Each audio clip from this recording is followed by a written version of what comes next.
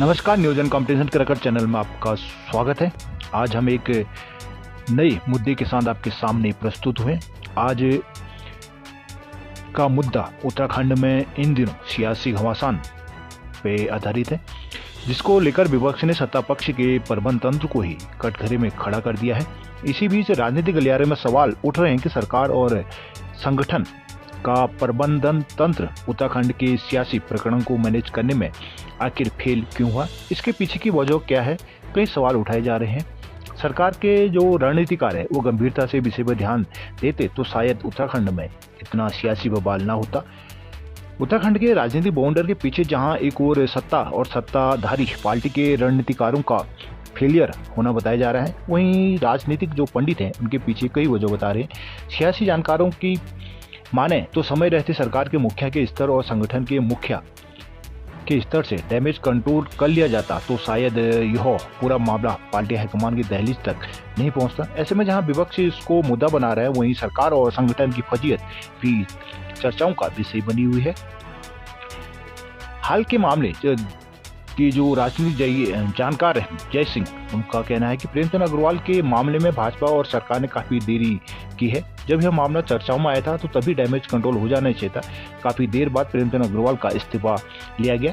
इससे पहले मंत्री और संगठन की ओर से ही उनके पक्ष में बयान दिए जा रहे थे, जिसके चलते इस प्रकरण की वजह से भाजपा के प्रदेश अध्यक्ष विधानसभा स्पीकर रितु खंडूरी और सरकार की छवि भी काफी खराब हुई है, जिसके चलते प्रदेश और पहाड़ मैदान के बीच एक खाई सी बन गई है।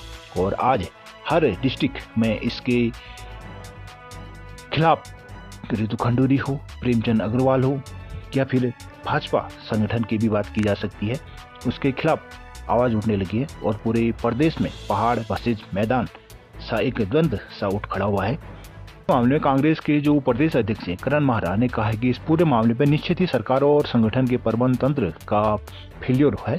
जिस तरह भाषा का प्रयोग प्रेमचंद अग्रवाल ने किया, इसके बाद ही तुरंत उनका इस्तीफा हो जाना चाहिए था। लेकिन इस्तीफा देने से पहले जो प्रेमचंद अग्रवाल ने प्रेस वार्ता कर कहा कि वो बहुत ही दुर्भाग्यपूर्ण था, क्योंकि अगर वो इस बात को कहते कि उन्हें आत्मग्लानि हुई है, ऐसे में वो प्रायश्चित करने के इस्तीफा दे रहे हैं, तो इस बयान से प्रेमचंद अग्रवाल का कद बढ़ता। लेकिन कांग्रेस की नज़र में इनकी इज्जत भी बढ़ती। कांग्रेस प्रवक्ता गरिमा दसोनी ने कहा कि 21 फरवरी को सदन के भीतर पहाड़वासियों को गाली दी गई। इसके बाद से हर एक घटनाक्रम पर पहाड़वासियों की पैनी नजर है। प्रेमचंद अग्रवाल को न ही सरकार न ही संगठन ने बर्खास्त किया।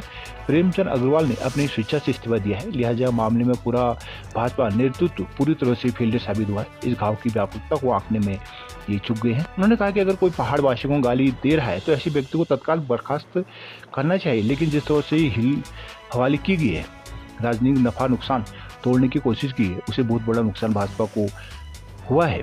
इससे पहले रबड़ स्टैंप के रूप में भी वो काम कर रही थी।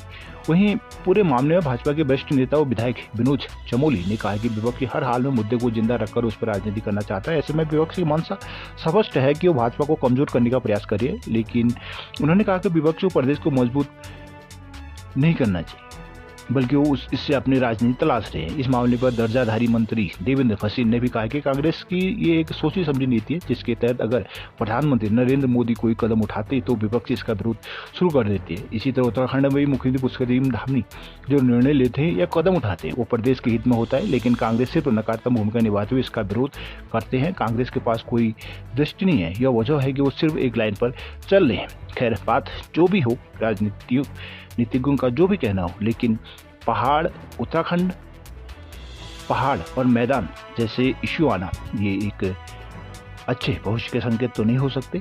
उत्तराखंड पहाड़ी राज्य है, ये सभी जानते हैं, और यहाँ रहने वाला आदमी खुद को पहाड़ी ही कहता है। तो अगर हम कहें कि सिर्फ पहाड़ियों का नहीं है, मैदानी क्षेत्रों का या दूसरे लोगों का भी है, तो ये सीधे तौर पर पहाड़ियों को या फिर पहाड़ी शब्द कहकर हम कहें कि ये पहाड़ी है, ये है करके, तो एक तरह से गलत ही होगा। इसलिए पहाड़ वर्सेस मैदान की बात न कहकर उत्तराखंड के विकास के बारे में बात करनी चाहिए। और जहाँ जहाँ भी ये विरोध प्रदर्शन हो रहे हैं उनको भी ध्यान रखना चाहिए, क्योंकि राजनीति है, इसमें इस तरह के व्यंग या इस तरह की हरकतें कहें तो होती रहती हैं। तो हमें अपने उत्तराखंड के बारे में सोचना चाहिए, उसके विकास के बारे में ही ध्यान देना चाहिए। और राजनीति हर 5 साल के बाद तो चुनाव होनी है।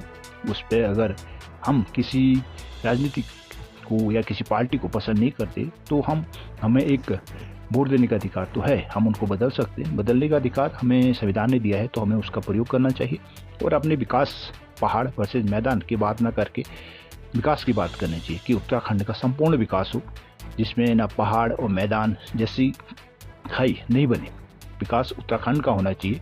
कुछ पहाड़ी क्षेत्र है, भौगोलिक क्षेत्र हैं, तो इसमें कुछ कहा नहीं जा सकता कि वहाँ पहाड़ है या फिर ये मैदानी है। मैदान में रहने वाला भी पहाड़ में आते हैं, पहाड़ में रहने वाले भी मैदान में जाते हैं, ऐसा कुछ है नहीं। ये भौगोलिक क्षेत्र के आधार पर क्षेत्र की राजनीति करना ठीक बात नहीं है। तो दोस्तों, ये एक ज्वलंत मुद्दे जो आजकल काफ़ी चर्चा में हैं और एक अच्छे भविष्य के संकेत नहीं हैं, जिसमें कि पहाड़ वर्सेज मैदान के बारे में एक द्वंद्व उठ जाए या फिर इसके खिलाफ आंदोलन हो। ये एक साथ चलने की बात है। जिसने भी ये गलती कभी हो जाती है तो उसके लिए राजनीति ना करके एक माफ़ी मांग लेनी चाहिए और रहना सबको साथ है। क्या पहाड़ क्या मैदान, मैदान है तो पहाड़ है, पहाड़ है तो मैदान है, एक दूसरे पर ही ये डिपेंड है। पूरा उत्तराखंड है, पूरे उत्तराखंड के बारे में बात करनी चाहिए। किसी इस स्थान, क्षेत्र या फिर भौगोलिक क्षेत्र के बारे में बात करके राजनीति करने से कोई फ़ायदा नहीं।